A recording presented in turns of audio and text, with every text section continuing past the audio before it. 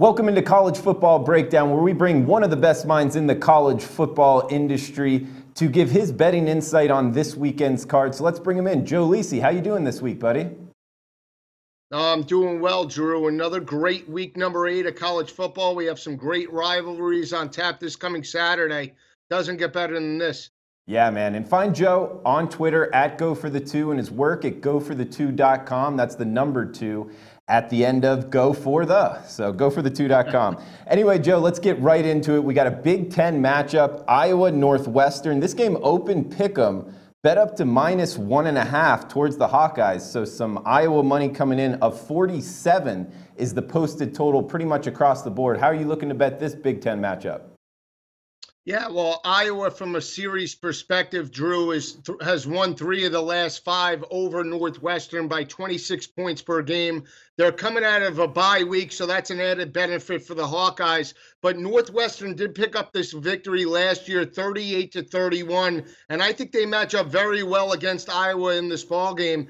They won that ballgame 38-31 and challenged Iowa's defense vertically. This is a Northwestern offense led by their quarterback, Clayton Thorson. He's completing 60% of his passes, 1,496 yards, 8 touchdowns, 9 interceptions, but they're passing for 267 yards per game, going up against Iowa's secondary that's allowing 242 passing yards per game. I give the edge to Northwestern in this matchup. They're coming off a solid double-digit victory over Maryland. They were able to run the football last week, 238 yards on the ground, but more importantly as well, that front seven in terms of run support over the last 4 games against Bowling Green, Wisconsin, Penn State, and Maryland, Northwestern is only allowing 96.2 rushing yards per game. I think they can force Iowa into third down and long situations. Playing at home in Ryan Field, I like Northwestern to get a convincing double-digit victory in this matchup.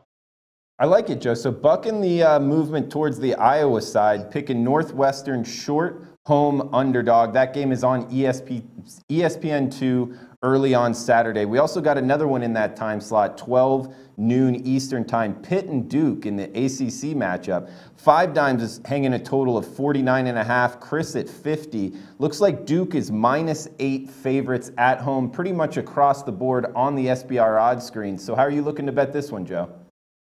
Yeah, Duke is coming off a 3-game losing streak where they lost to Miami, Virginia, and Florida State. It was a disappointing home loss, 17-10. They were in that ballgame much of the way and allowed 228 rushing yards on the ground to Florida State. They've lost the last couple of games against Virginia and Florida State by a total of 14 points or 7 points apiece. But I look at this game for Duke for a couple of factors. You look at third down offense, not converting over the last couple of weeks, only converting 30% of their third downs. And more importantly, on third down conversions from a defensive aspect, they're right in the area of 45% over the last couple of weeks. They allowed 14-31 third down conversions. I think that could play a matchup in this game against Pittsburgh. Now, when you look at Pittsburgh overall, they're sitting at 2-5, but you look at their overall schedule, Drew. They played Penn State, they played Oklahoma State, they played Georgia Tech, they played at NC State, and they played Syracuse. Those teams are a combined 24-7 overall in 2017, or more importantly, 774 winning percentage. Pittsburgh won this ballgame last year in Heinz Field convincingly, 56-14. I think they match up very well from an offensive perspective against Duke in this matchup. I think Duke could be worn out in this ballgame, and I'm calling for the outright victory. Pittsburgh gets a low-scoring 27-20 win over Duke in this ballgame. All right, so Joe liking the underdog outright, but we'll put him down for record-keeping purposes as Pitt +8. Moving on to the 3:30 slate, we got a Pac-12 matchup, ASU versus Utah. Looks like the Utes open up -10.5 point favorites, move down to -9.5 pretty much across the board on SBR odds right now, Joe. Looks like Bet Online is even lower at -9 if you're looking to bet on the Utes. Total 56 at Heritage, 57 at Chris. So this is an interesting one here in the Pac-12. How are you betting this one?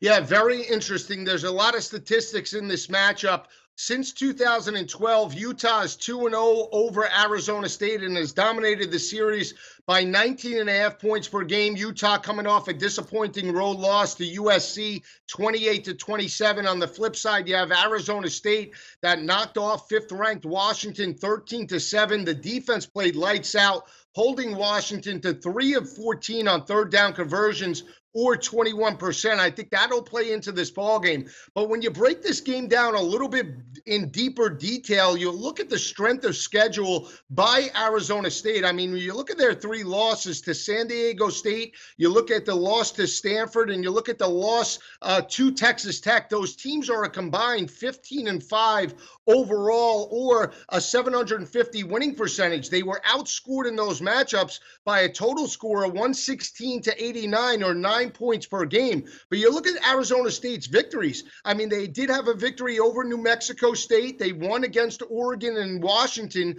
Those teams are a combined 13-8 overall, or more importantly, a 611 winning percentage. You look at the flip side to Utah in this matchup. You look at their victories. They knocked off North Dakota, BYU, San Jose State, and Arizona. Those teams are a combined 6-15 overall, or a 285 winning percentage. I do not like the way Utah's playing on the defensive end. They haven't generated a sack in over 2 games now. In losses to Stanford and USC, that defense has not recorded a total sack. And when you look at Arizona State's defense, this is a defense that's been very solid, especially in blitz packages.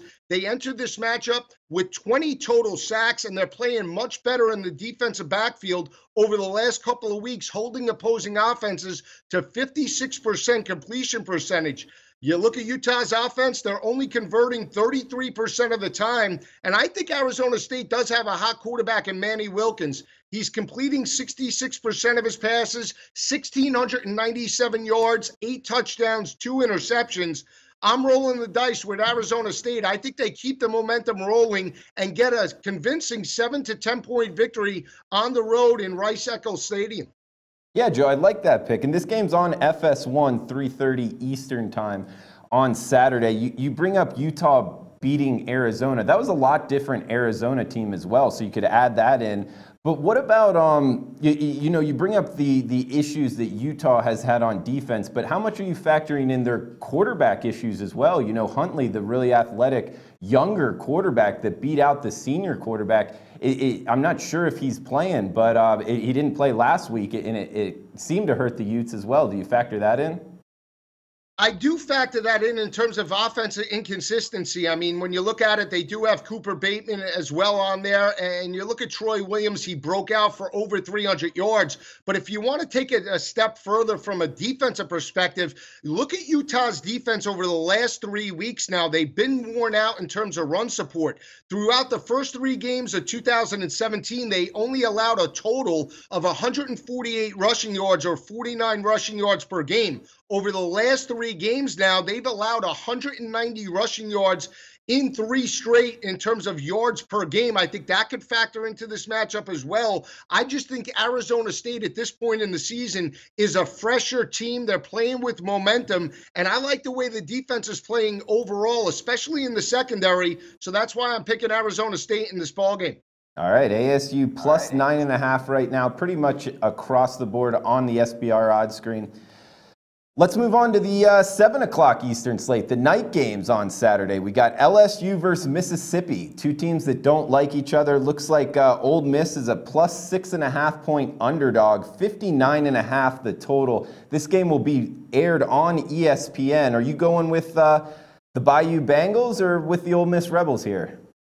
Yeah, I've been on LSU the last couple of weeks. I'm not backing down now. From a series perspective, LSU has won 3 of the last 5 over Ole Miss by 8.6 points per game. But Ole Miss has won the last 2 matchups over LSU in Oxford by 12 points per game. But I don't think it matters. I look at LSU's offense that's rushing the football for right around 193 yards on the ground. They're passing for 201 yards through the air. And their quarterback, Danny Etling, who's completing 59% of his passes, 1,252 yards, 7 touchdowns, and 1 interception, seems to be gaining confidence. I think this is an LSU offense that has an identity over the last couple of weeks. And you look at LSU's defense now, in 3 straight weeks, Drew, they are holding opposing offenses to 143 passing yards per game and only 1 passing touchdown, going up against Shea Patterson and that one-dimensional Ole Miss offense. I think that'll play a factor in this ballgame. Coupled with the fact of, you look at LSU's third down defense over the last 2 weeks against games against Auburn and Florida, they're holding opposing offenses to 5 of 23 third down conversions. That's 21%. If they could force Shea Patterson and that offense into third down and long situations, I really think it favors LSU's secondary that's given up 170 passing yards per game. More importantly, when you look at Ole Miss from a defensive perspective, they got a blowout victory at home last week against Vanderbilt, but they still allowed 188 rushing yards on the ground. Prior to that, in the loss against Auburn, it was 326. Against Alabama, they allowed 365. So over the last 3 weeks, Ole Miss has allowed 293 rushing yards on the ground. I think that'll factor into this ball game. I think LSU wins this ball game convincingly. They have a bye week the following week and then face Alabama. I think they're hitting on all cylinders. Look for anywhere from 14 to 20-point LSU victory on the road in Oxford this coming weekend. And Joe, just to follow up, you bring up LSU playing a lot better right now. What about this total? It opened 55.5, now bet up to 59.5. Do you agree with that move towards the over? Could you see a lot of points? I can. The only issue I would have with the over that would concern me is if LSU can run on Ole Miss. If they can run on Ole Miss and wear down that defensive front, it might take ball control drives, which will keep Shea Patterson on the sideline. So it could be a one-sided affair where LSU routes Ole Miss 38-10, but the under comes in. So that's the only concern I have for this matchup. It is a contrast in styles. Ole Miss, if they could dictate tempo and force Danny Etling to match them score for score, then I could see the over coming in. But if LSU could dictate the tempo, run early on that Ole Miss defensive front, could keep Shea Patterson on the sidelines and not lead to a lot of points in this ballgame. Yeah, could be running the clock there a lot if they get the lead. All right, we got one more at this time slot, 7 o'clock Eastern time on Saturday night. USC versus Notre Dame. This game on NBC, 401, 402, the rotation number on the betting card. Looks like Notre Dame's minus 3.5-point favorites across the board. Totals-wise, Bet DSI 66.5, Bet Online 66 if you're looking to bet the total. Joe, how are you betting this one? Yeah, I really like USC in this ballgame. Now, from a series perspective, Notre Dame has won 3 of the last 5 by 7.6 points per game. USC picked this victory up in the Coliseum by 18 points last year. But I look at 2 factors in this ballgame. I look at USC's offense. They're averaging 180 yards on the ground in terms of rushing the football, passing for right around 296 yards through the air with quarterback Sam Darnold. That's completing 63% of his passes, 2,063 yards, 15 touchdowns, 9 interceptions. But the offensive line of USC playing very well. Through 7 games, they've only allowed 10 total sacks. They're going to be going up against a Notre Dame secondary that's allowing 231 passing yards per game this season in 2017. And when you think about their schedule, teams like Boston College, teams like Temple, Georgia, Michigan State, Miami of Ohio, and North Carolina, those aren't prolific passing offenses. Coupled with the fact of you look at USC's defense entering this ballgame, they enter this matchup with 23 total sacks. The way you have to challenge USC is over the top and challenge their secondary. When you look at Brandon Wimbush, I mean, he's only completing 52% of his passes, and this is a Notre Dame offense that's only averaging 168 passing yards through the air. They're a run-heavy offense that's pounding the rock for 308 yards on the ground. And when you look at the strength of schedule to this point, Notre Dame is 5-1 against opponents with a combined overall record of 14-20 or a 411 winning percentage. When you look at USC's body of work, they're sitting at 6-1. They've beaten teams like Texas, Western Michigan, and Stanford, and their 6 wins have come against a combined overall record of opponents with a 21-19 record or 525. I think that'll factor into this ballgame. USC's ability to convert on third downs. They're converting 46% as an offense and holding opposing offenses to 36% on third downs. You look at Notre Dame's offense, only converting 38% of the time. To me, that's the difference. The speed of USC gets this victory, and I think they get a double-digit win on the road in South Bend. I think USC is the better team, even though record-wise they seem even. To me, USC is the superior team and get a double-digit victory in South Bend this coming Saturday. Wow, Joe liking the Trojans, even on the money line. But for record-keeping purposes, we'll go USC plus 3.5, so you get that extra hook there on the road. Just to give a rundown, we got Northwestern plus 1.5, Pitt plus 8, ASU plus 9.5, LSU minus 6.5, and USC plus 3.5. So going with 4 dogs, 1 favorite on this week's card. Joe went 3-2 last week, 17-12 overall this season. So Joe, making some money for the listeners. I know we all appreciate that. Find Joe on Twitter at GoForThe2. His work at GoForThe2.com. Joe, anything else college football-wise you want to get out there before we shut this down? No, I gave 5. I mean, I think I'm tapped out for this coming Saturday. I might have a little more a little bit later as the week progresses, but right now I'm sticking to my guns. I like the 5 that we just spoke about. Cool, Joe. And hey, just off the topic here, trying to get a couple people's opinion. UCF beats Navy, runs the table, beats USF, November 24th. Do they deserve to be in the playoff conversation, in your opinion? Well, it's always good to talk about teams like UCF, USF, and even San Diego State, even though they're coming off a disappointing loss last week.